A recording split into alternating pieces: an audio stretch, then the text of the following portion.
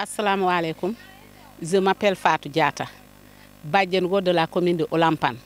J'étais partie à la frontière pour une supervision.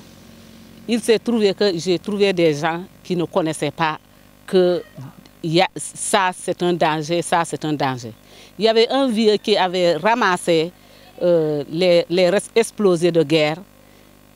Il a jeté ça sur le feu.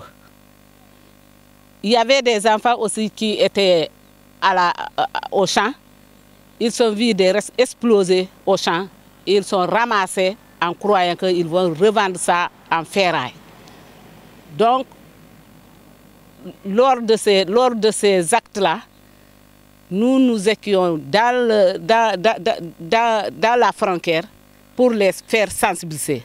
Même à partir de Olampan où j'habite, ils sont une fois détecté une mine entre le village de Bambatouma et le village de Olampan. Les actes qui n'ont pas praticables.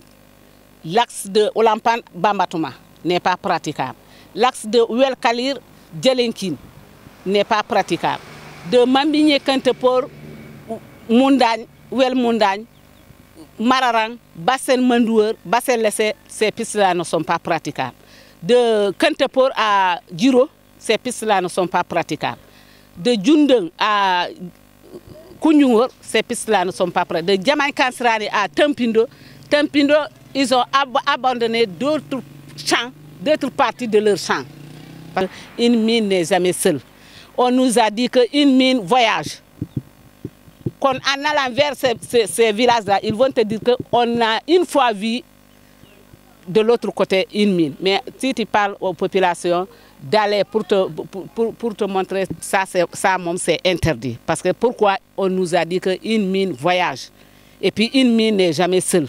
Quand la population, il y avait une femme, ça, qui m'avait dit que dans le verset de son mari, elle a une fois vu quelque chose qu'elle ne connaît pas.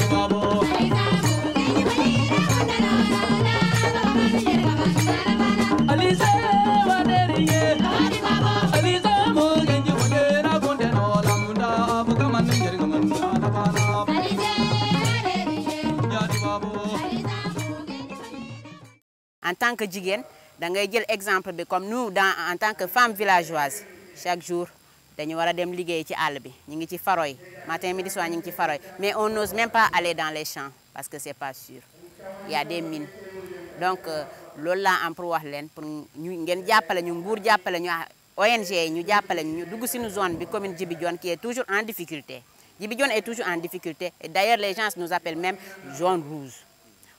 Cette jaune rouge-là, le nom du jaune rouge, on ne le veut plus. Oui, on veut faire un autre pas pour aller en avant, pour être au même niveau que les autres communes. C'est que les villages, quand il y avait la guerre, les villages les jeunes ont abandonné tous les villages pour aller rester dans la Gambie. Cause pour laquelle les Navitans, il y avait 3 villages qui jouaient.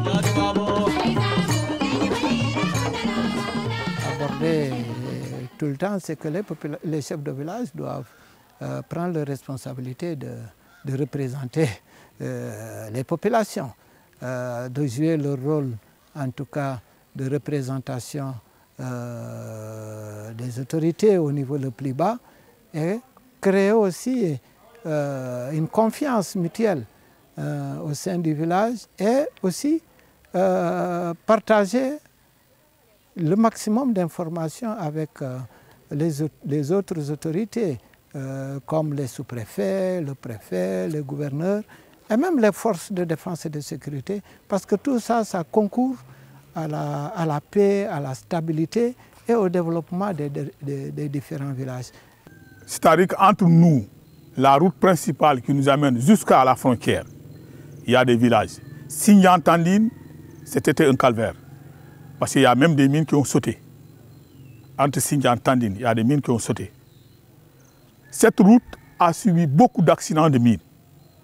Nous, dans Sindian même, il y a une route qui a été abandonnée complètement. Tu prends à la sortie de Sindian pour aller dans le village de Guédiel. Les gens font le contour. Ils vous passent par Tapunam, par la forêt, venir jusqu'à Tapunam. C'est un quartier de Sindian pour rentrer à Sindian. Entre Sindian et Motankigné, la mine avait sauté. Mais là, les gens sont obligés de pratiquer cette route parce qu'ils n'ont pas les moyens pour pouvoir élaguer des déviations ou bien de qui. Nous avons pris Dieu et nous continuons à évacuer notre quai. Mais ce n'est pas tous les jours. Parce que nous-mêmes, nous savons que nous sommes dans un danger.